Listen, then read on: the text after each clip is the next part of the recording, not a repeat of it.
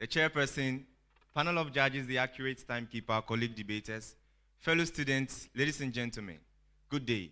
I respond to the name Ashiraf Salaudeen, a level 400 student of the only professional university in Ghana, the University of Professional Studies, Accra, and I rise to speak as a principal speaker, speaking vehemently against the motion on board, and I quote, 30 years of uninterrupted parliamentary democracy, effective citizen participation, attainable or political slogan, end of quote. The chair, before I proceed, I'd like to elaborate some key terms as used in the motion for the benefit of the audience and probably my colleague debaters. Uninterrupted, according to Oxford Dictionary, means without a break in continuity. Parliamentary democracy is the system of government where people elect representatives to parliament to make laws. Effective, according to Oxford Dictionary, can be defined as being successful in producing intended results. And then citizen participation is the involvement of the public in decision-making by government. The chair, our argument is built on effective citizen participation. And the motion in the layman's understanding is that for the past 30 years of continuity in decision-making processes in Ghana, there has been active involvement of the public, true, or just one of the political sweetwares, in brackets, false. It is from the backdrop of this that my supporting speaker and I will speak against the motion based on the following points. 1, limited media freedom.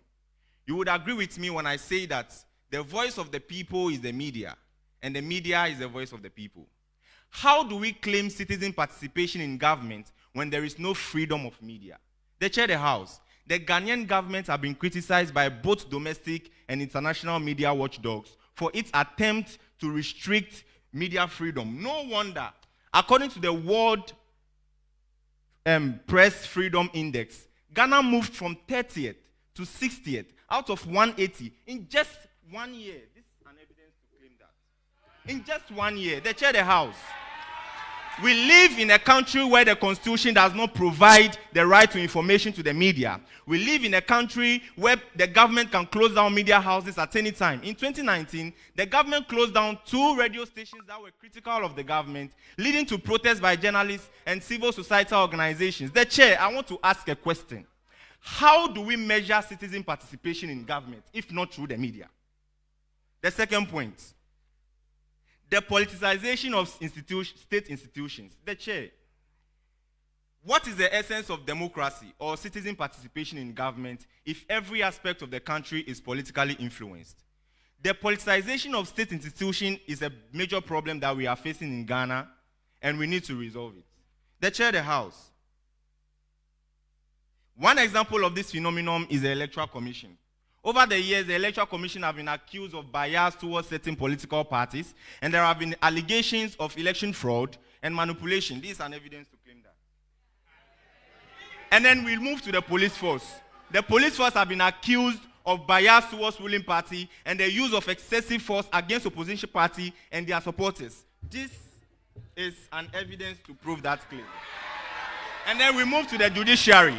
Now, over the years, there have been allegations against the judiciary that judges are corrupt and are appointed based on political affiliations instead of their qualification and experience. This is an evidence. The chair, the House. I know for the sake of debate, every debater here would have to say something. But in reality, this is definitely not democracy. The third point, inadequate representation of marginalized groups. Now, the last time I checked, women, persons with disabilities, and even persons in the LGBTQ community are all citizens of Ghana, provided they were born in Ghana. But you can attest to the fact that these people have always been underrepresented at all levels of decision-making in the government. The chair, they face systemic discrimination and marginalization. For instance, only 13.9% of parliamentarians in our current parliament are women, which is below the global average of 25%. The chair, persons with disabilities constitute an estimated 10% of Ghana's population, and yet there is no single legislation that mandates their involvement in decision-making. But rather, they face daily barriers to participation in democratic processes and labor markets. The chair, the House, the level of discrimination faced by these people is really heartbreaking, and it goes on and on. And I still recognize the effort of all debaters to speak on this motion.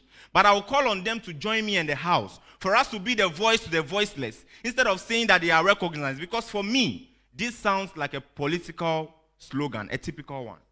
Now to conclude, we are talking about unequal distribution of resources in the country. The chair.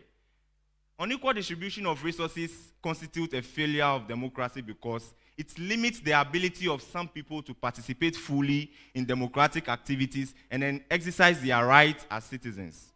The chair of the House, in a democratic state, citizens are supposed to have access to equal resources such as education, employment, healthcare, regardless of their political background or affiliations. And this is definitely not the case in Ghana. Now, the groups that have no access to education in Ghana find it difficult to participate in democratic activities and make their voices heard. When resources are distributed unequally, it creates power imbalance in the sense that the wealthy and powerful people use their resources to manipulate election results and then shape public policy in their favor. The chair, the House. If this is not considered as a barrier to effective democratic practice, then I wonder what else. I will end my debate by saying that in this world, there are three things man can never hide: the sun, the moon, and the truth. And what we need as a country in this critical moment is nothing but the truth. Thank you. Hello, thank you very much, Investor Professional Studies. In fact, we'll go on record that the only school so far that has made a presentation within the time without yeah, it's worth noting that now the last school